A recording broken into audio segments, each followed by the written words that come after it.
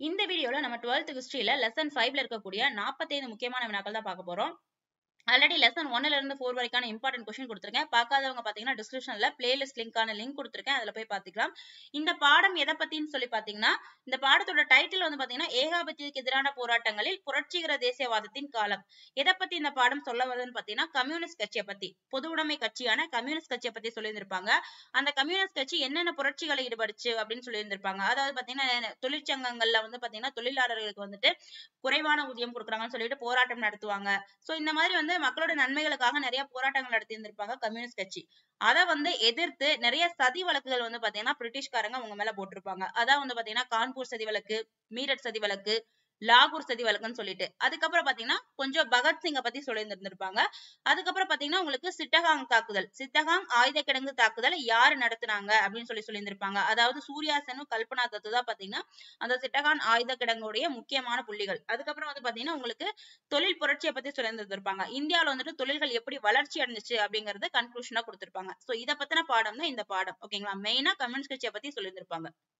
முதல் கேள்வி, பொது உடைமை கட்சியானது சோவியத் யூனியனில் எப்பொழுது உருவாக்கப்பட்டது? ஓகேங்களா? சோ பொது உடைமை கட்சி அப்படிங்கிறது பாத்தீங்கன்னா கம்யூனிஸ்ட் கட்சி. ஓகேங்களா?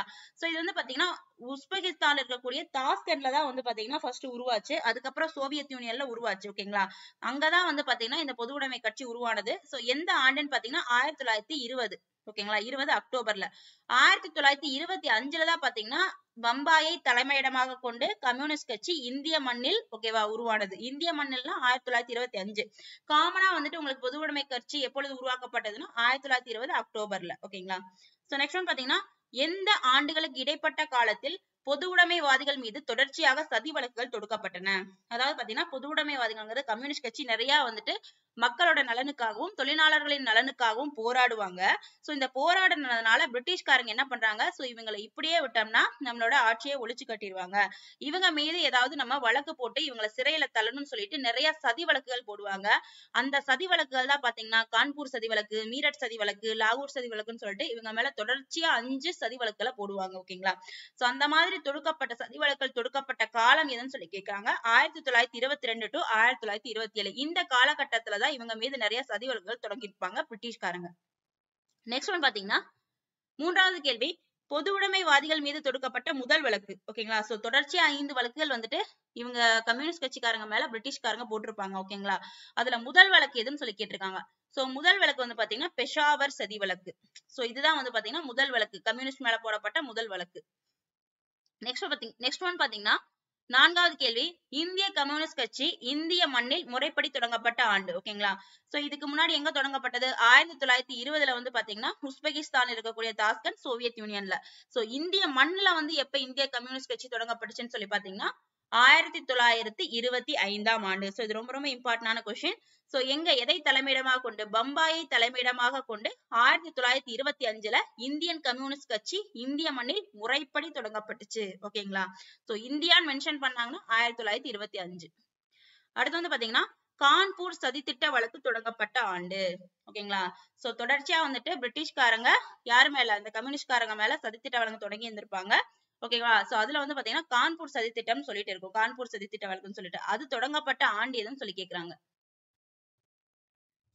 சோ இந்த கான்பூர் சதி வழக்கு அப்படிங்கிறது ஒண்ணும் கிடையாது. தொழிலாளர்கள் வந்து புரட்சி பண்ணதான். அதாவது பாத்தீங்கன்னா உங்களுக்கு பம்பாய், கல்கத்தா, மதராஸ் இந்த மாதிரி பிரதேசங்கள், அதுக்கப்புறம் வந்து பாத்தீங்கன்னா கான்பூர், அதுக்கப்புறம் லாகூர் இந்த மாதிரி இடங்கள்ல எல்லாம் நிறைய தொழிற்சாலைகள் இருந்துச்சு. ஓகேங்களா? நிறைய தொழிற்சாலைகள் வந்துருச்சு. அதுல வந்து தொழிலாளர்கள் அதிகமா வேலை செய்ய ஆரம்பிச்சிட்டாங்க. சோ இந்த தொழிலாளர்களை பாத்தீங்கன்னா பிரிட்டிஷார் வந்துட்டு குறைவான ஊதியம் கொடுக்குறாங்க, அவங்க வந்து நிறைய நேரத்துல வந்துட்டு எங்களை வந்துட்டு வேலை செய்ய வைக்கிறாங்கன்னு சொல்லிட்டு நிறைய வந்துட்டு குற்றம் சாட்டி என்ன பண்ணுவாங்க, போராடுவாங்க. ஓகேங்களா? சோ இந்த போராடுறதுனால பிரிட்டிஷ் அரசாங்கம் என்ன சொல்லியிருந்திருப்பாங்கன்னா, இது ஒரு வன்முறையான புரட்சி, பிரிட்டனிடமிருந்து இந்தியாவை வந்து முற்றிலுமாக பிரித்து பிரிட்டானிய இந்தியாவுடைய பேரரசின் இறையாண்மைக்கு குந்தம் விளைவிக்கிறாங்க இந்த கம்யூனிஸ்ட் பொது உடைமைக்காரர்கள் சொல்லிட்டு அவங்க மேல வழக்கு தொடருவாங்க. அதுதான் இந்த கான்பூர் சதித்திட்ட வழக்கு. ஓகேங்களா? ஒண்ணுமில்ல, பொது உடைமைக்காரங்களை கம்யூனிஸ்ட் வந்துட்டு மக்களோட நலனுக்காகவும் தொழிற்சாலைகள் நலனுக்காகவும் போராடுவாங்க. அத வந்து பாத்தீங்கன்னா இந்த பிரிட்டிஷ்காரங்க இது வந்து நம்மளை எதிர்த்து போரிடுறாங்க. ஓகேவா? சோ இது வந்து பாத்தீங்கன்னா இந்தியாவை நம்மகிட்ட இருந்து பிரிக்கிறதுக்காக இப்படி பண்ணிட்டு இருக்காங்கன்னு சொல்லிட்டு இவங்க மேல சதித்திட்ட வழக்கு போடுவாங்க. அதான் பாத்தீங்கன்னா கான்பூர் சதித்திட்ட வழக்கு. இது தொடக்கப்பட்ட ஆண்டு பாத்தீங்கன்னா 1924. சோ ரொம்ப ரொம்ப இம்பார்ட்டன்ட், பொறுத்துகளை கொடுத்து கேட்பாங்க. சோ நெக்ஸ்ட் ஒன் பாத்தீங்கன்னா கான்பூர் சதி வழக்கில் குற்றம் சாட்டப்பட்டவர்கள் இந்திய தண்டனை சட்டத்தின் எந்த பிரிவின் கீழ் கைது செய்யப்பட்டனர்? ஓகேங்களா? சோ கான்பூர் சதி வழக்குல ஈடுபட்டதுனால ஒரு பிரிவின் கீழ கைது பண்ணுவாங்கல்ல, அதான் எந்த பிரிவின் கீழ் சொல்லி கேட்டிருக்காங்க. அந்த இதெல்லாம் போராட்டத்தை நடத்தினவங்க மீது வந்து பாத்தீங்கன்னா என்ன பண்ணியிருந்திருப்பாங்க, இந்த பிரிவின் கீழ உங்களை கைது செய்யறோம்னு சொல்லி கைது செஞ்சிருப்பாங்க. சோ then யாருன்னு பாத்தீங்கன்னா உங்களுக்கு எந்த பிரிவுன்னு பாத்தீங்கன்னா 121A. சோ இது ரொம்ப இம்பார்ட்டன்ட். ஓகேங்களா? சோ இந்திய தண்டனை சட்டம் 121A பிரிவின் கீழ தான் வந்து பாத்தீங்கன்னா 8 பேரை கைது செஞ்சிருப்பாங்க. ஓகேங்களா? சோ இந்த கான்பூர் சதி திட்ட வழக்குல. சோ நெக்ஸ்ட் கொஸ்டின் பாத்தீங்கன்னா 7வது கேள்வி, சௌரி சௌரா வழக்கில் தொடர்பு கொண்டவர்களாக குற்றம் சாட்டப்பட்ட 172 விவசாயிகளுக்கு மரண தண்டனை விதித்து தீர்ப்பளித்த நீதிபதி யார்? சோ இங்க ஏன் சௌரி சௌரா வழக்கு வருதுன்னா, அந்த சௌரி சௌரா வழக்கை ஹேண்டில் பண்ண அதே நீதிபதி தான் இந்த கான்பூர் சதித்திட்ட வழக்குக்கும் வந்து பாத்தீங்கன்னா நீதிபதியா வந்திருப்பாரு. ஓகேங்களா? சோ இவர் வந்து பாத்தீங்கன்னா நியாயமற்ற முறையில தீர்ப்பு வழங்கியிருப்பாரு. அதான் சொல்ல வராங்க. சௌரி சௌரா வழக்குல 172 விவசாயிகளுக்கு மரண தண்டனை வந்துட்டு இவர் கொடுத்திருக்காரு. ஓகேங்களா? அப்ப கான்பூர் சதித்திட்டத்துல என்ன பண்ணியிருந்திருப்பாரு, கண்டிப்பா ஆங்கிலேயர்களுக்கு சாதகமாக தான் அவர் தீர்ப்பளிச்சிருப்பாரு. ஓகேங்களா?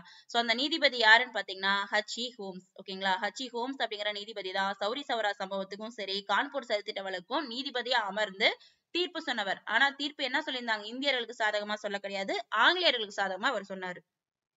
நெக்ஸ்ட் ஒன் பாத்தீங்கன்னா கான்பூர் சதி வழக்கு எந்த நீதிபதியின் முன்னிலையில் விசாரணைக்கு வந்தது? ஓகேங்களா? இப்பதான் சொன்னேன், கான்பூர் சதி வழக்குக்கும் சௌரி சௌரா வழக்குக்கும் ஒரே நீதிபதி தான். ஓகேங்களா? யாருன்னு பாத்தீங்கன்னா H.E. ஹோம்ஸ். நெக்ஸ்ட் ஒன் பாத்தீங்கன்னா கூற்று, சிங்காரவேலர் திருவி கல்யாண சுந்தரனாருடன் இணைந்து தென்னிந்தியாவில் பலர் தொழிற்சங்கங்களை தோற்றுவித்தார். ஓகேங்களா?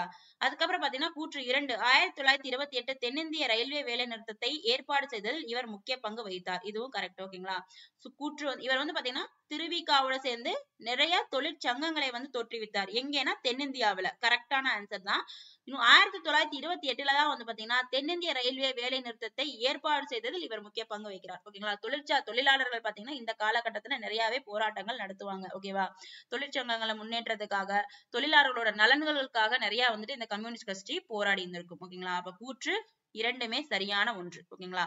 சோ இவங்க மக்களோட நலனுக்காகவும் தொழிலாளர்களின் நலனுக்காகவும் போராடினதுனாலதான் ஆங்கிலேயர்கள் வந்து இவங்க மேல சதித்திட்ட வழக்கு நிறைய பதிவு பண்ணி அவங்கள சிறையில் அடைச்சிருப்பாங்க. நிறைய பேருக்கு மரண தண்டனை கொடுத்திருப்பாங்க. ஓகேங்களா?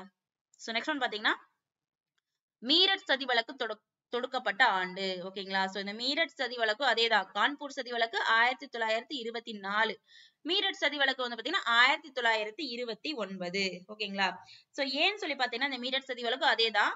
அதாவது கான்பூர் சதி வழக்குல இந்த மாதிரி தீர்ப்பளிச்சு என்ன பண்ணிட்டாங்க, கம்யூனிஸ்ட் கட்சிக்காரங்களை வந்துட்டு பாத்தீங்கன்னா சிறையில் அடிச்சாங்க.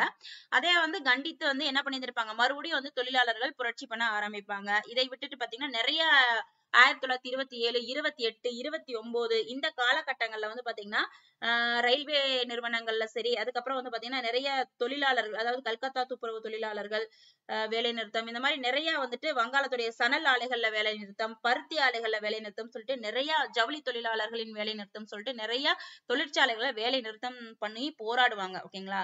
சோ அதை வந்து கண்டித்து என்ன பண்ணுவோம், ஆங்கிலேயர்கள் வந்துட்டு 2 சட்டங்களை இயற்றும். அந்த அதாவது வந்து பாத்தீங்கன்னா கொடூரமான சட்டங்கள் 2 இயற்றும்.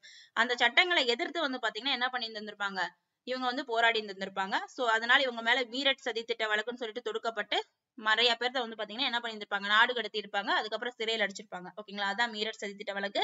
இது தொடுக்கப்பட்ட ஆண்டு 1929.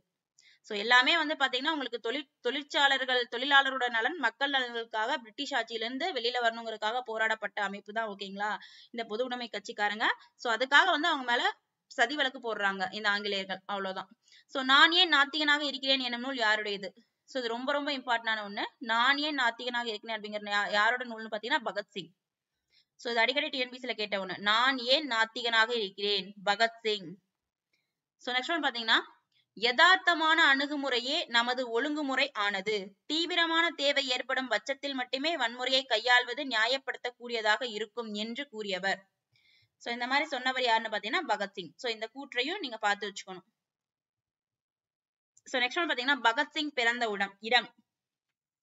சோ இவர் வந்து பாத்தீங்கன்னா உங்களுக்கு பாகிஸ்தான், அதுல வந்து பாத்தீங்கன்னா பாகிஸ்தான்ல லயர்பூர் அப்படிங்கிற இடத்துல தான் பிறந்திருப்பார். இவர் பிறந்த ஊர் வந்து பாத்தீங்கன்னா அன்றைய பாகிஸ்தான் பஞ்சாப் அப்படிங்கிற மாவட்டத்துல வந்து பஞ்சாப் மாநிலத்துல லயர்பூர் அப்படிங்கிற இடத்துல பிறந்திருப்பார்.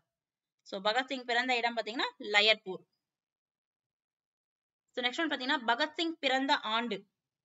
இவர் வந்து பாத்தீங்கன்னா 1907 செப்டம்பர் 28 பிறந்திருப்பாரு. ஓகேங்களா. சோ அவங்க அம்மா அப்பா பாத்தீங்கன்னா கிஷன் சிங் அப்படிங்கிறவர் அவங்க அப்பா. ஓகேங்களா. வித்யாவதி கவுர். ஓகேங்களா. வித்யாவதி கவுர் அப்படிங்கிறவங்க அவங்க அம்மா. ஓகேங்களா. சோ இவர் பாகிஸ்தான்ல பஞ்சாப் மாநிலத்துல லயர்பூர் அப்படிங்கிற இடத்துல ரயல்பூர் அப்படிங்கிற மாவட்டத்துல ஜான்வாலா அப்படிங்கிற இடத்துலதான் பிறந்திருப்பாரு. ஜான்வாலா அப்படிங்கிற ஒரு இடத்துல வந்து பிறந்திருப்பாரு. பிறந்த ஆண்டு 1907 செப்டம்பர் 28. சோ இந்த படத்துல பகத்சிங்கை பத்தி சொல்லியிருந்திருப்பாங்க, அவர் என்னென்ன பண்ணாருன்னு சொல்லிட்டு.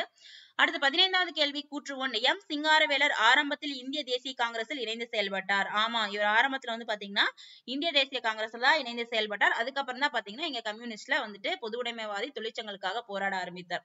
கூற்று 2. 1923ஆம் ஆண்டு மே மாதம் முதல் நாள் முதன்முறையாக தமிழ்நாட்டில் மே தினத்தை கொண்டாடினார். சோ ரொம்ப ரொம்ப இம்பார்ட்டன்டான ஒண்ணு. தமிழ்நாட்டில் முதல் முறையாக வந்து பாத்தீங்கன்னா, அதாவது இந்தியாவுல பாத்தீங்கன்னா உங்களுக்கு முதன்முறையாக மே தினத்தை கொண்டாடியவர் யாருன்னு பாத்தீங்கன்னா உங்களுக்கு என்னது சிங்காரவேலர். எந்த ஆண்டுன்னா 1923. ஓகேங்களா. சோ மே மாதம் முதல் நாள் முதன்முறையாக நாட்டில் மே தினத்தை கொண்டாடினார். சோ கூற்று 2மே சரி. சோ நெக்ஸ்ட் ஒன் பாத்தீங்கன்னா 16வது கேள்வி. மீரட் வழக்கில் கூற்று 1. மீரட் வழக்கில் பாதுகாப்பு நடவடிக்கைகளை ஒருங்கிணைப்பதற்காக ஒரு தேசிய மீரட் சிறைவாசிகள் பாதுகாப்பு குழு ஒன்று உருவாக்கப்பட்டது. ஓகேங்களா. சோ அந்த கைது பண்ணவங்களுடைய பாதுகாப்பு நடவடிக்கைகளை ஒருங்கிணைக்கிறதுக்காக பாத்தீங்கன்னா தேசிய மீரட் சிறைவாசிகள் பாதுகாப்பு குழு உருவாக்கப்பட்டது.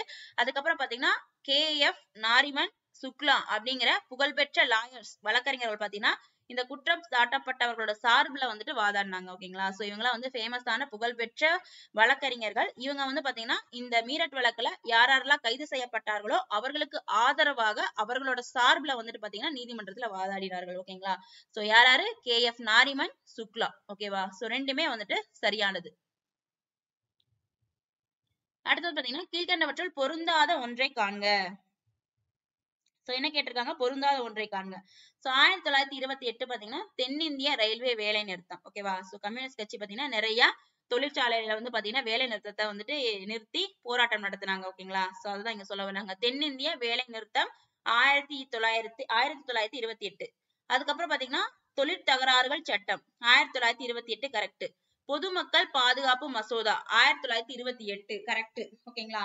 அடுத்து வந்து பாத்தீங்கன்னா காரக்பூர் ரயில்வே பணிமனை வேலை நிறுத்தம். சோ இது வந்து பாத்தீங்கன்னா 1927 தான் பாத்தீங்கன்னா காரக்பூர் ரயில்வே பணிமனை வேலை நிறுத்தம் நடைபெற்றது. 1928 கிடையாது. ஓகேங்களா. சோ பொருந்தாத ஒன்று என்னது? Option D. மித்த மூணுமே கரெக்ட். ஓகேங்களா. சோ 1928 தான் பாத்தீங்கன்னா தென்னிந்திய ரயில்வே வேலை நிறுத்தம் வந்து நடந்திருக்கும். இந்த ரெண்டுமே வந்து பாத்தீங்கன்னா ஆங்கிலேயர்களால் கொண்டு வரப்பட்ட சட்டம், தொழில் தகராறுகள் சட்டம், பொதுமக்கள் பாதுகாப்பு மசோதா சட்டம் கொண்டு வந்திருப்பாங்க. இந்த சட்டத்தை எதிர்த்துதான் பாத்தீங்கன்னா பொது உடைமைவாதிகள் வந்துட்டு போராட்டம் நடத்துவாங்க. அதற்கு எதிராக தொடுக்கப்பட்ட வழக்கு தான் பாத்தீங்கன்னா இந்த மீரட் சதித்திட்ட வழக்கு. இந்த மீரட் சதித்திட்ட வழக்கு தொடங்கப்பட்ட ஆண்டு 1929. ஓகேங்களா. நெக்ஸ்ட் ஒன் பாத்தீங்கன்னா கீழ்கண்டவற்றுள் பொருந்தாத ஒன்றை காண்க. சோ 1928 வந்து பாத்தீங்கன்னா பம்பாய் ஜவுளி தொழிலாளர் வேலை நிறுத்தம். சோ அப்ப பம்பாயில இருக்கக்கூடிய ஜவுளி தொழிற்சாலையில வேலை நிறுத்தம் நடைபெற்றது. கரெக்ட். 1927 காரக்பூர் ரயில்வே பணிமனை வேலை நிறுத்தம். இதுவும் கரெக்ட். 1929 வங்காளத்தில் சணல் ஆலைகளுடைய வேலை நிறுத்தம் நடைபெற்றுச்சு. ஓகேங்களா. சோ இதுவும் கரெக்ட். ஓகேங்களா. அதுக்கப்புறம் 1930 கல்கத்தா துப்புரவு தொழிலாளர்களின் வேலை நிறுத்தம்.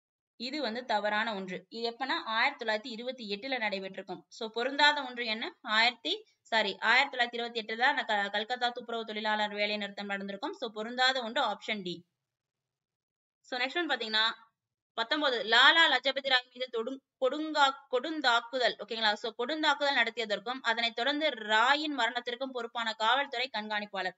சோ 1928 பாத்தீங்கன்னா சைமன் குழு வந்துட்டு இந்தியாவுக்கு வந்திருக்கும். சோ அதை வந்து எதிர்த்து நிறைய பேர் வந்துட்டு போராடி இருப்பாங்க. சோ அதுல முக்கியமான நபர் தான் பாத்தீங்கன்னா லாலா லஜபதி ராய். இவர் வந்து பாத்தீங்கன்னா கோபேக் சைமன் சொல்லியிருந்திருப்பாரு. அதுக்கப்புறம் வந்து பாத்தீங்கன்னா உங்களுக்கு இந்த ஜேம்ஸ் ஸ்காட் அப்படிங்கிறவர் ஒரு ஆர்டர் கொடுத்திருப்பாரு. சோ அவங்க எல்லாம் தடியடி நடத்தி விரட்டணும்னு சொல்லிட்டு இந்த ஜேம்ஸ் ஸ்காட் அப்படிங்கிற ஆணையர் தான் வந்து காவல்துறை ஆணையர் தான் வந்து பாத்தீங்கன்னா இந்த மாதிரி சொல்லியிருந்திருப்பாரு. ஓகேங்களா. சோ அதை வந்து பேஸ் பண்ணி இவருக்கு வந்து தடியடி நடக்கும். லாலா லஜபதி ராய் வந்துட்டு நிறைய வந்துட்டு அடிபட்டு என்ன பண்ணியிருந்திருப்பாரு. 2 நாள் 3 நாள் கழிச்சு அவர் வந்து இறந்துருவார். சோ அதை வந்துட்டு என்ன பண்ணியிருந்திருப்பாங்க, அந்த மரணத்துக்கு பொறுப்பான காவல்துறை கண்காணிப்பாளர் யாருன்னு சொல்லி கேட்டிருக்காங்க. இவருக்கு பதிலா தான் பாத்தீங்கன்னா சாண்டர்சன் அப்படிங்கிற அதிகாரிய என்ன பண்ணிருப்பாங்க, பகத்சிங் வந்து கொண்டிருப்பாங்க. ஓகேங்களா. தெரியாம சுட்டு கொண்டிருப்பாங்க. இவருக்கு பதிலா சாண்டர்சனை கொண்டிருப்பாங்க. ஓகேங்களா. இவரை கொல்லப்பட வேண்டும். ஆனா வந்து பாத்தீங்கன்னா சாண்டர்சனை கொண்டிருப்பாங்க. ஓகேங்களா? சோ அதுக்கு வந்துட்டு அந்த மரணத்துக்கு பொறுப்பான காவல்துறை கண்காணிப்பாளர் யார்? அதாவது லாலா லஜபதி ராயின் மரணத்துக்கு பொறுப்பான காவல்துறை கண்காணிப்பாளர் ஜேம்ஸ் ஏ ஸ்காட். நெக்ஸ்ட் பாத்தீங்கன்னா 20 கீழ்கண்டவற்றில் பொருந்தாத ஒன்றை காண்க. சோ கான்பூர் சதி வழக்கு என்னது? 1924 கரெக்ட். மீரட் சதி வழக்கு 1929 கரெக்ட்.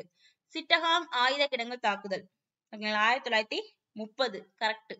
டாடா ஓகேங்களா? சோ டாடா இது வந்து பாத்தீங்கன்னா நீர்மின் டாடா நீர்மின் சக்தி நிறுவனம் வந்து பாத்தீங்கன்னா 1912 கிடையாது. சோ 1910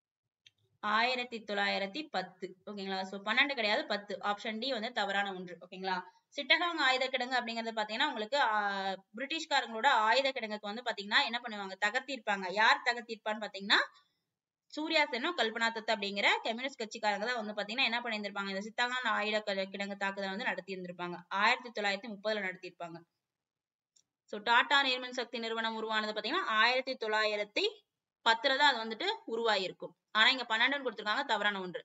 அடுத்து வந்து பாத்தீங்கன்னா பகத்சிங் மத்திய சட்டமன்றத்தில் குண்டு வீசிய நிகழ்வு நடைபெற்ற ஆண்டு. சோ இந்த மத்திய சட்டமன்றத்துல வந்து பாத்தீங்கன்னா எதுக்காக குண்டு வீசுவார்னா ஒரு சட்டம் நிறைவேற இருக்கும். தொழில் தகராறுகள் சட்டம் சம்திங் அந்த மாதிரி சட்டம் நிறைவேற இருக்கும். அந்த சட்டத்தை நிறைவேறாம தடுக்கணுங்கிறதுக்காக அந்த மத்திய சட்டமன்றத்துல குண்டு வீசியிருப்பாரு பகத்சிங். அது நடைபெற்ற ஆண்டு எதுன்னு சொல்லி கேட்டிருக்காங்க. 1929 ஏப்ரல் 8ல தான் பாத்தீங்கன்னா இந்த மாதிரி மத்திய சட்டமன்றத்துல பகத்சிங் குண்டு வீசியிருப்பாரு. ஆனா அந்த குண்டு வீசினதுனால யாருமே கொல்லப்படவில்லை. யாருக்கும் எந்த காயமும் ஆகல. ஆனா குண்டு மட்டும் வீசி அந்த சட்டத்தை நிறைவேறாமல் அவர் தடுத்தார். ஓகேவா? அதற்காக அவர் கைது செய்யப்பட்டிருந்திருப்பாரு. ஓகேங்களா? சோ நெக்ஸ்ட் ஒன் பாத்தீங்கன்னா கீழ்கண்டவற்றில் பொருந்தாத ஒன்றை காண்க. சோ கராச்சி மாநாடு பாத்தீங்கன்னா அடிப்படை உரிமைகள் கடமைகள் தொடர்பான தீர்மானம் வந்து அங்க நிறைவேற்றப்பட்டிருக்கும். இந்த கராச்சி மாநாடுக்கு தலைமை தாங்கியவர் சர்தார் வல்லபாய் படேல். ஓகேங்களா? சோ வருஷம் காங்கிரஸ் மாநாடு நடைபெற்றிருக்கும். இந்த கராச்சி மாநாடுக்கு வந்து பாத்தீங்கன்னா வல்லபாய் படேல் தான் தலைமை தாங்கியிருப்பாரு. சோ அந்த மாநாட்டுல தான் பாத்தீங்கன்னா அடிப்படை உரிமைகள் மற்றும் கடமைகளுக்கான தீர்மானம் நிறைவேற்றப்பட்டிருக்கும். அதுக்கப்புறம் பாத்தீங்கன்னா சூர்யா சென் அப்படிங்கிறவர் பாத்தீங்கன்னா சிட்டகாங் ஆயுத கிடங்கு தாக்குதல். ஓகேங்களா? சோ அந்த சிட்டகாங் ஆயுத கிடங்கு தாக்குதல்ல 2 பேர் இன்வால்வ் ஆயிருப்பாங்க மெயினா சூர்யா சென் கல்பனா தத். ஓகேங்களா? சிட்டகாங் ஆயுத கிடங்குனாலே சூர்யா சென். நெக்ஸ்ட் பாத்தீங்கன்னா ரவீந்திரநாத் தாகூர் பெங்கால் நிலக்கரி நிறுவனம். சோ இது தவறான ஒன்று. ஓகேவா? சோ பெங்கால் நிலக்கரி நிறுவனத்தை வந்துட்டு யார் வந்து உருவாக்கி பாத்தீங்கன்னா ஜிதேந்திரநாத். ஓகேங்களா? சோ துவாரகாநாத். ஓகேங்களா? துவாரகாநாத் அப்படிங்கிற அவரால்தான் வந்து பாத்தீங்கன்னா ராய்கஞ்ச் அப்படிங்கிற இடத்துலதான் பாத்தீங்கன்னா இந்த பெங்கால் நிலக்கரி நிறுவனம் வந்து நிறுவப்பட்டிருக்கும். ஓகேங்களா?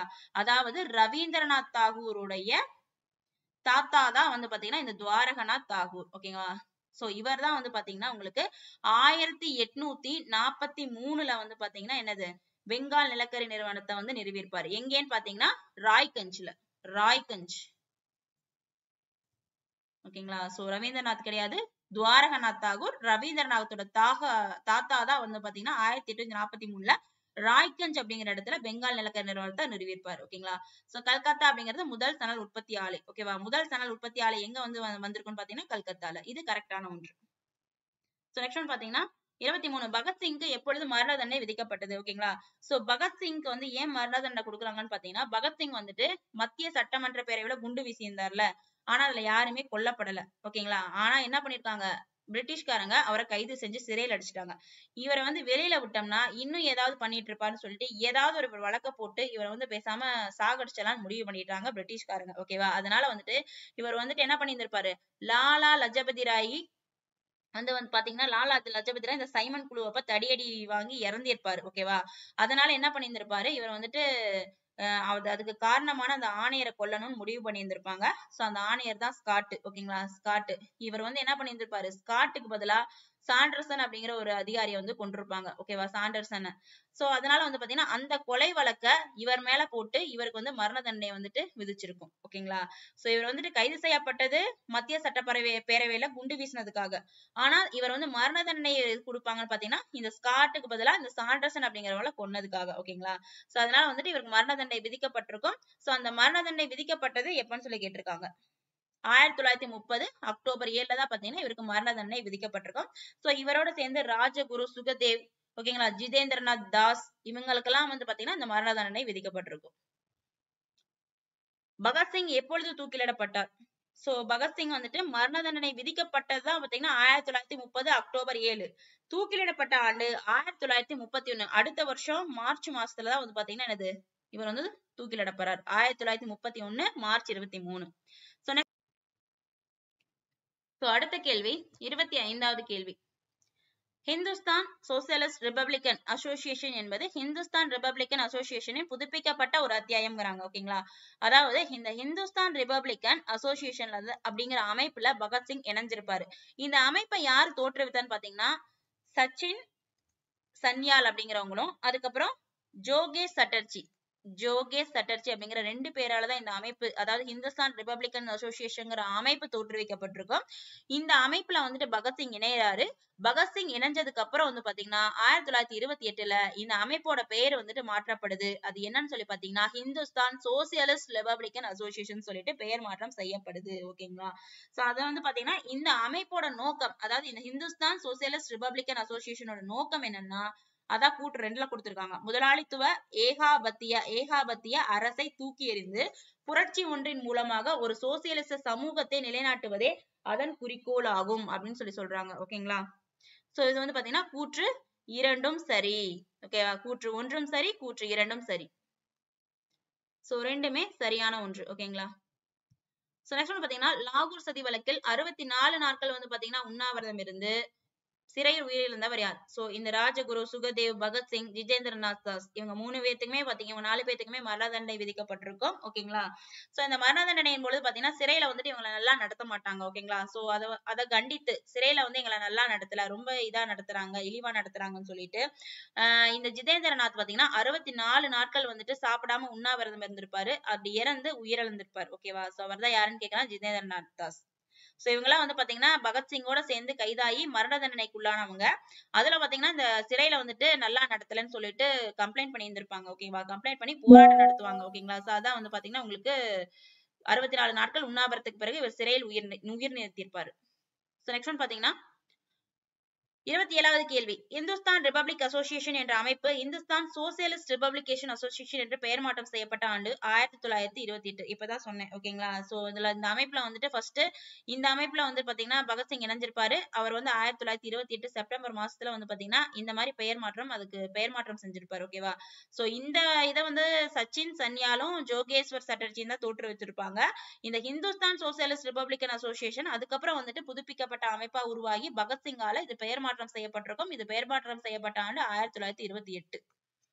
சோ ஒன்ஸ் வந்து புக்கை ரீட் பண்ணிட்டு இந்த கொஸ்டின் எல்லாம் போட்டு பாத்தீங்கன்னா உங்களுக்கு ஈஸியா இருக்கும். சோ நெக்ஸ்ட் 28வது கேள்வி. புரட்சி என்பது வெறும் குண்டு எறிதலோ கைத்துப்பாக்கியால் சுடுவதோ அல்ல புரட்சி என்பது மனித குலத்தின் பிரிக்க முடியாத உரிமையாகும் என்று கூறியவர் யார்? சோ இந்த மாதிரி யார் சொன்னதுன்னு பாத்தீங்கன்னா பகத்சிங் தான் சொல்லியிருந்திருப்பாரு. புரட்சிங்கிறது வெறும் குண்டு எறியறது கைத்துப்பாக்கியில சுடுறதோ கிடையாது, புரட்சிங்கிறது மனித குலத்தோடு பிரிக்க முடியாத ஒரு உரிமை அப்படின்னு சொல்லியிருந்திருப்பாரு பகத்சிங். சோ நெக்ஸ்ட் பாத்தீங்கன்னா உன்னத நோக்கத்திற்காக நமது தியாகம் வீண் போகாது அப்படின்னு சொல்றாரு. ஓகேவா? சோ உன்னத நோக்கத்திற்காக நம்மளோட தியாகம் வீண் போகாதுன்னு சொன்னவர் யார்கிட்ட சொல்லியிருப்பாங்கன்னா ஆனந்த குப்தாவிடம் ஒருத்தர் சொல்லியிருந்திருப்பாரு. ஓகேங்களா? சோ அது யாருன்னு பாத்தீங்கன்னா சூர்யாசென். சிட்டகாங் தாக்குதல். சூர்யாசென் அப்படின்னாலே என்னது?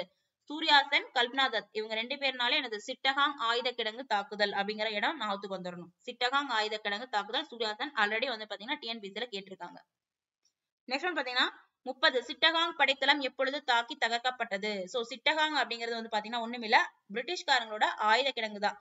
அதை வந்து சூர்யாசென்னும் கல்பனா தத்தும் வந்து பாத்தீங்கன்னா தாக்கி அழிச்சிருப்பாங்க. ஒரு நல்ல பிளான் போட்டு என்ன பண்ணிருப்பாங்க, அந்த படைத்தளத்தை வந்து பாத்தீங்கன்னா உங்களுக்கு தாக்கி அழிச்சிருப்பாங்க. ஓகேங்களா? சோ அதனால அவங்க கைது செய்யப்பட்டு அவங்களுக்கு மரண தண்டனையும் ஆங்கில அரசு கொடுத்திருக்கும். ஓகேங்களா?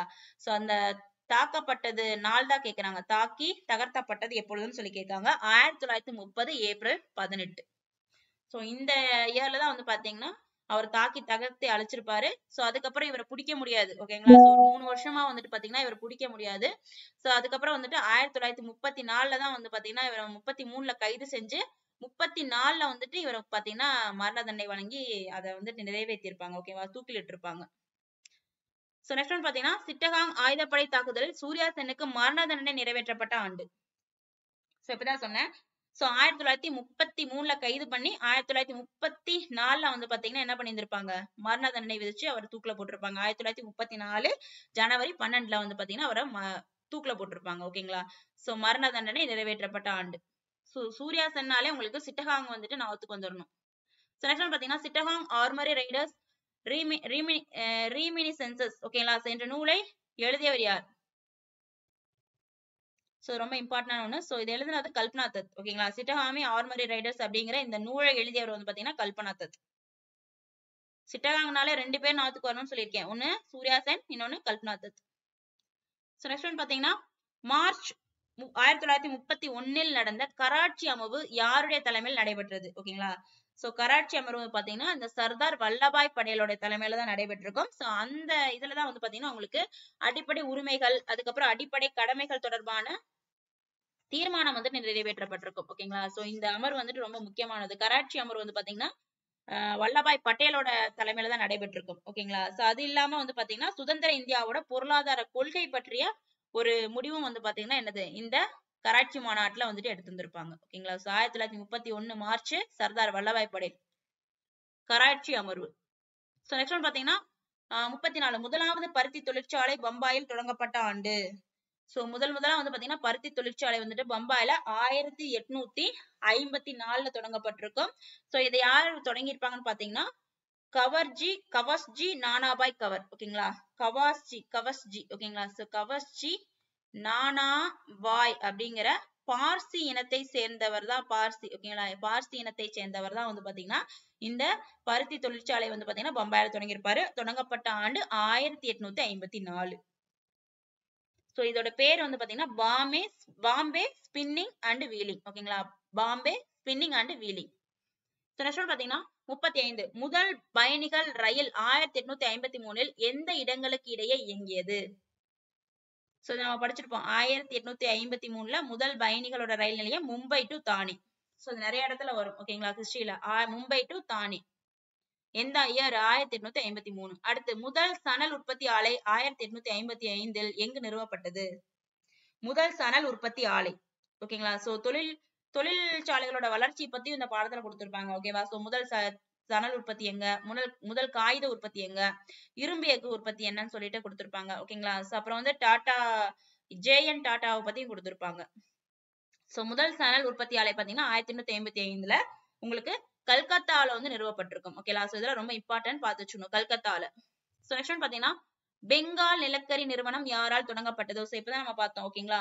சோ ரவீந்திரநாத் தாகூரோட தாத்தா துவாரகாநாத் தாகூர் அப்படிங்கிறவரால தான் பாத்தீங்கன்னா ராய்கஞ்ச் அப்படிங்கிற இடத்துல வந்து பாத்தீங்கன்னா உங்களுக்கு பெங்கால் நிலக்கரி நிறுவனம் வந்துட்டு நிறுவப்பட்டிருக்கும் ஓகேங்களா.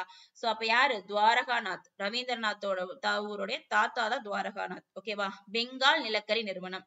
சோ எந்த இயர்னு பாத்தீங்கன்னா 1843. சோ நெக்ஸ்ட் ஒன் பாத்தீங்கன்னா முதல் காகித ஆலை இந்திய முதலாளிகளால் எங்கு அமைக்கப்பட்டது? முதல் காகித ஆலை வந்து பாத்தீங்கன்னா உங்களுக்கு இந்திய முதலாளிகளால் லக்னோவில் அமைக்கப்பட்டது ஓகேங்களா. சோ கூப்பர் பேப்பர்னு சொல்லுவாங்க. இது வந்து பாத்தீங்கன்னா லக்னோவில் தான் ஆரம்பிக்கப்பட்டது முதல் காகித ஆலை லக்னோ ஓகேங்களா. சோ நெக்ஸ்ட் ஒன் பாத்தீங்கன்னா 39 1904 தென்னிந்திய தொழிற்சாலை நிறுவனம் சிமெண்ட் உற்பத்தியை எங்கு தொடங்கியது? ஓகேவா. 1904 தென்னிந்திய தொழிற்சாலை நிறுவனம் ஓகேங்களா சிமெண்ட் உற்பத்தியை எங்கு தொடங்கியது? சோ எங்க தொடங்கியது பாத்தீங்கன்னா மதராஸ்ல ஓகேங்களா. சென்னையில மதராஸ்ல தான் வந்துட்டு தொடங்கியது. இயரோட எங்க தொடங்கினாங்க, எந்த உற்பத்தி, சிமெண்டா சணலா பருத்தியா எல்லாமே நல்லா தெளிவா பார்த்து வச்சுக்கோங்க. பொருத்துகளை கொடுத்து கண்டிப்பா கேட்பாங்க. சோ 40வது கேள்வி கீழ்கண்டவற்றுள் பொருந்தாத ஒன்றை காண்க ஓகேங்களா. சோ இதுல வந்து பாத்தீங்கன்னா கோயம்புத்தூர் நூற்பு மற்றும் நெசவாலை சோ வந்து பாத்தீங்கன்னா 1896 நிறுவப்பட்டது கரெக்டான ஒன்று. அடுத்து பாத்தீங்கன்னா சிந்தியா நீராவி கப்பல் கம்பெனி வந்து பாத்தீங்கன்னா 1919. சோ இதுவும் வந்து பாத்தீங்கன்னா கரெக்டான ஒன்று. கூப்பர் பேப்பர் மில் அதாவது பாத்தீங்கன்னா முதல் காகித தொழிற்சாலை ஓகேங்களா. சோ அது வந்து பாத்தீங்கன்னா உங்களுக்கு கூப்பர் பேப்பர் மில் அப்படின்ற பேர்ல 1882 வந்து தொடங்கியிருப்பாங்க. அதுவும் கரெக்ட். தேசிய தோல் பதனிடும் தொழிற்சாலை 1906 கிடையாது 1905 ஓகேவா. சோ தவறான ஒன்று டி தான் ஓகேவா. சோ இந்த இயர்லாம் ஞாபகத்துல வச்சுக்கோங்க. கோயம்புத்தூர் நூற்பு நெசவு ஆலையெல்லாம் நிறுவப்பட்டது அதாவது ஸ்டெயின்ஸ் மில்னு சொல்லுவாங்க ஓகேவா. ஸ்டெயின்ஸ் மில்னு சொல்லுவாங்க 1896. இதெல்லாம் நல்லா பார்த்து வச்சுக்கோங்க. சிந்தியா நீராவி கப்பல் நிறுவப்பட்ட 1919. கூப்பர் பேப்பர் மில் அப்படிங்கிற முதல் காகித தொழிற்சாலை 1882 ஓகேங்களா லக்னோல. அடுத்து தேசிய தோல் பதனிடும் தொழிற்சாலை 1905 ஓகேங்களா. சோ எங்கேன்னு பாத்தீங்கன்னா கல்கத்தாவுல கல்கத்தா. சோ நிறைய டேட்டாஸ் இந்த பாடத்துல இருக்கும் ஓகேவா. சோ இயர்ஸ் எல்லாமே நல்லா படிச்சுக்கோங்க. சோ பின்வரும் நிகழ்வுகளை கால வரிசைப்படி வரிசைப்படுத்தவும். ஓகேங்களா? சோ இந்த கால வரிசைப்படி எல்லாம் வந்துட்டு நிறைய தடவை கேட்க ஆரம்பிச்சிட்டாங்க. சோ நல்லா பார்த்து வச்சுக்கணும். ஓகேங்களா? சோ ஃபர்ஸ்ட் வந்து பாத்தீங்கன்னா மீரட் சதி தொழில் தகராறுகள் சட்டம் 1928. மீரட் சதி வழக்கு 1929. கான்பூர் சதி வழக்கு 1924. சிட்டகாங் ஆயுதப்படை தாக்குதல் பாத்தீங்கன்னா உங்களுக்கு 1930. ஓகேங்களா? அப்ப எது ஃபர்ஸ்ட் வரும்னு பாத்தீங்கன்னா 3 3 1 3 1 அடுத்து 3 1 2 4 3 1 2 4 ஆப்ஷன் சி தான் கரெக்டான ஆன்சர். சோ நெக்ஸ்ட் ஒன் பாத்தீங்கன்னா அடிப்படை கடமைகள் பற்றிய தீர்மானம் நிறைவேற்றிய காங்கிரஸ் மாநாடு எங்கு நடைபெற்றது? இப்பதான் பார்த்தோம். எங்க நடைபெற்றது? கராச்சியில சர்தார் வல்லபாய் படேல் தலைமையில நடைபெற்றுச்சு. ஓகேங்களா? அடிப்படை கடமைகள் பற்றிய தீர்மானத்தை நிறைவேற்றிய காங்கிரஸ் மாநாடு கராச்சி. யாரோட அமர்வுலன்னு பாத்தீங்கன்னா சர்தார் வல்லபாய் படேல். அடுத்து இந்திய நவீன தொழிலகத்தின் தந்தை யார்? இந்திய நவீன தொழிலகத்தின் தந்தை வந்து பாத்தீங்கன்னா உங்களுக்கு யாரு? ஜே.என். டாடா. ஓகேங்களா? ஜே.என். டாடா தான் இந்திய நவீன தொழிலகத்தின் தந்தை. நெக்ஸ்ட் ஒன் பாத்தீங்கன்னா 44. டாடா குழுமத்தின் இந்திய அறிவியல் கழகம் நிறுவப்பட்ட இடம். டாடா குழுமத்துடைய இந்திய அறிவியல் கழகம் எங்க நிறுவப்பட்டுச்சுன்னு பாத்தீங்கன்னா பெங்களூர். ஓகேங்களா? சோ டாடாவை பத்தி இந்த பாடத்தில் கொடுத்திருப்பாங்க ஒரு பாக்ஸ்ல. சோ அவரை பத்தின டீடைல்ஸும் படித்து வச்சுக்கணும். இந்திய அறிவியல் கழகம் பெங்களூர். சோ நெக்ஸ்ட் ஒன் பாத்தீங்கன்னா இந்தியருக்கு சொந்தமான முதல் தேசிய தோல் பதனிடும் தொழிற்சாலை எங்கு தொடங்கப்பட்டது? ஓகேங்களா? சோ இந்தியருக்கு சொந்தமான முதல் தோல் பதனிடும் தொழிற்சாலை வந்து கல்கத்தாவுல. சோ எந்த ஆண்டு? 1905. ஓகேங்களா? சோ டோட்டலா 45 கொஸ்டின் பார்த்திருக்கோம். சோ இனி வந்து பாத்தீங்கன்னா நம்ம புக் பேக் பார்க்கலாம். ஓகேங்களா? சோ இதுக்கான விளக்கம் சொல்றதுனாலதான் கொஞ்சம் டைம் ஆகுது. சோ வீடியோ பிடிச்சிருந்தா லைக் பண்ணுங்க. ஓகேங்களா? சோ நீங்க லைக் கொடுத்திருந்தாதான் எக்ஸ்ட்ரா வந்து நான் வீடியோ போறதுக்கு எனக்கு ஒரு ஊக்கமா இருக்கும். ஓகேங்களா? சோ நம்ம அடுத்து வந்து பாத்தீங்கன்னா நம்ம புக் பேக்ல இருக்கிறத பார்க்கலாம். ஓகேங்களா? சோ இந்த பாடத்துக்கு பின்னாடி இருக்கக்கூடிய புக் பேக் கொஸ்டின் பார்க்கலாம். லெசன் 5க்கான புக் பேக் கொஸ்டின் பார்க்கலாம். சோ முதல் கேள்வி இந்திய கம்யூனிஸ்ட் கட்சி எந்த ஆண்டு தொடங்கப்பட்டது? ஆன்சர் வந்து பாத்தீங்கன்னா 1925ல தொடங்கியிருப்பாங்க. அதாவது பம்பாயை தலைமையிடமாக கொண்டு தொடங்கியிருப்பாங்க. அடுத்து வந்து பாத்தீங்கன்னா கல்பனா தத் எதனுடன் தொடர்புடையவர்? ஓகேங்களா? கல்பனா தத் பாத்தீங்கன்னா இந்திய குடியரசு ராணுவத்துடன் பாத்தீங்கன்னா தொடர்புடையவர். மூன்றாவது கேள்வி பொறுத்துக வந்து பாத்தீங்கன்னா கான்பூர் சதி வழக்கு 1924. ஓகேங்களா? மீரட் சதி வழக்கு 1929. சிட்டகாங் ஆயுத கடங்கனாலே யாரு? சூர்யா சென். அதுக்கப்புறம் இந்திய தேசிய காங்கிரஸோட கராச்சி மாநாடு அடிப்படை உரிமைகளுக்கான தீர்மானத்தை அங்க வந்து நிறைவேற்றணும்னு சொல்லப்படும். ஓகேங்களா? சோ வந்துட்டு 4 3 2 1 ஆன்சர் வந்து பாத்தீங்கன்னா இ. சோ நெக்ஸ்ட் ஒன் பாத்தீங்கன்னா கீழ்காண்பவர்களில் 64 நாட்கள் உண்ணாவிரதத்துக்கு பிறகு சிறையில் உயிரிழந்தவர். அதாவது ஜெயில எங்களை வந்துட்டு நல்லா நடத்தலன்னு சொல்லிட்டு என்ன பண்ணியிருப்பாரு? இவர் உண்ணாவிரதம் இருந்திருப்பாரு. யாருன்னா ஜிதேந்திரநாத் தாஸ். 64க்கு அப்புறம் வந்து பாத்தீங்கன்னா 64 நாட்களுக்கு அப்புறம் அவர் இறந்திருப்பாரு. சோ நெக்ஸ்ட் ஒன் பாத்தீங்கன்னா 5வது கேள்வி பின்வரும் கூற்றுகளில் பொருளாதார பெருமந்தம் குறித்து சரியானவை. சோ இது வந்து பாத்தீங்கன்னா வட அமெரிக்காவில் ஏற்பட்டது. கரெக்ட். வால் தெருவில் ஏற்பட்ட வீழ்ச்சியானது பெரும் மந்தத்தை விரைவுபடுத்தது. சோ இந்த 1 2 கரெக்ட். பெரும் மந்தம் வசதி படைத்தவர்களை மட்டுமே பாதித்தது தவறு. விலைவீழ்ச்சி அடைந்ததால் பெரும் மந்தத்தின் பொழுது சிறப்பான வாழ்க்கை முறையை தொழிலாளர்கள் அனுபவித்தது அப்படிங்கிறது தவறான ஒன்று. சோ 1 2 மற்றும் சரியானது. நெக்ஸ்ட் ஒன் பாத்தீங்கன்னா முதலாவது பருத்தி தொழிற்சாலை பம்பாயில எங்க தொடங்கப்பட்டுச்சுன்னு கேட்டிருக்காங்க. 1854ஆம் ஆண்டு தொடங்கப்பட்டது. நெக்ஸ்ட் ஒன் பாத்தீங்கன்னா கொடுக்கப்பட்ட குறிப்புகளை சரியான கூற்றை தேர்ந்தெடுக்குவோம். ஓகேங்களா? சிட்டகாங் ஆர்மரி ரைடர்ஸ் ரிமினிசன்ஸ் அப்படிங்கிற நூலை வந்து கல்பனா தத் தான் எழுதியிருந்திருப்பாங்க. நெக்ஸ்ட் ஒன் பாத்தீங்கன்னா கல்பனா தத் பாத்தீங்கன்னா தாய்நாட்டின் விடுதலைக்காக தான் ஆயுதம் ஏங்கி போராடினார். இதுவும் வந்துட்டு கரெக்ட். கல்பனா தத் பேரரசுக்கு எதிராக போர் தொடுத்தார். அதுவும் கரெக்ட். ஓகேங்களா? சோ எல்லாமே சரியான ஒன்று. அடுத்து முதலாவது பயணிகள் ரயில் 1853ல எந்த இரு இடங்களுக்கு இடையே ஓடியதுன்னு பாத்தீங்கன்னா மும்பை டு தானே. நெக்ஸ்ட் ஒன் பாத்தீங்கன்னா கல்கத்தாவோட முதல் சணல் ஆலை தொடங்கப்பட்ட ஆண்டு பாத்தீங்கன்னா 1855. முதல் சணல் ஆலை. ஓகேங்களா? அதே மாதிரி பருத்தி ஆலை எந்த ஆண்டுன்னு பார்த்து வச்சுக்கணும். இது வந்து சணல் ஆலை 1855. பின்வருவோரில் கான்பூர் சதி வழக்கில் கைது செய்யப்பட்டவர் யாருன்னு பாத்தீங்கன்னா டாங்கே. ஓகேங்களா? எஸ்.ஏ. டாங்கே. அடுத்து கான்பூர் சதி வழக்கு குறித்த பின்வரும் எந்த கூற்றுகள் சரியானவை? சோ இது வந்து பாத்தீங்கன்னா சணல் மற்றும் பருத்தி தொழிற்சாலைகளில் தொழிற்சங்கங்கள் தோன்றின. கரெக்ட். இந்த வழக்குல வந்து பாத்தீங்கன்னா கம்யூனிஸ்டுகளும் தொழிற்சங்கவாதிகளும் குற்றம் சாட்டப்பட்டனர். கரெக்ட். சோ நெக்ஸ்ட் ஒன் பாத்தீங்கன்னா இந்த வழக்கு நீதிபதி ஹச்சி ஹோம்ஸ் அப்படிங்கிறவர் முன்பாக தான் விசாரணைக்கு வந்தது. இதுவும் கரெக்ட். அடுத்து வந்து பாத்தீங்கன்னா விசாரணை மற்றும் சிறை தண்டனையானது இந்தியாவில் காங்கிரஸ் நடவடிக்கைகளில் விழிப்புணர்வை ஏற்படுத்ததுங்கிற தவறு. ஓகேவா? 1 2 3 மட்டும் கரெக்ட். ஓகேங்களா? சோ அவ்வளவுதான். நம்ம வந்து பாத்தீங்கன்னா ஸோ புக் பேக்கும் பார்த்தாச்சு. அதுக்கப்புறம் பார்த்தீங்கன்னா இம்பார்ட்டன்டான ஒரு 45 வினாக்களும் பார்த்தாச்சு. ஓகேங்களா? ஸோ இது வந்து பார்த்தீங்கன்னா நெக்ஸ்ட் வீடியோவில் நம்ம வந்து பார்த்தீங்கன்னா லெசன் 6க்கான இம்பார்ட்டன்ட் கொஸ்டின்ஸ் பார்க்கலாம். ஓகேங்களா? ஸோ இதற்கான லெசன் 1 to 5 வந்து பார்த்தீங்கன்னா பிளேலிஸ்ட்ல நான் லிங்க் கொடுக்குறேன். பார்க்காதவங்க டிஸ்கிரிப்ஷன்ல லிங்க் இருக்கு, போய் பார்த்துக்கலாம். Thank you friends.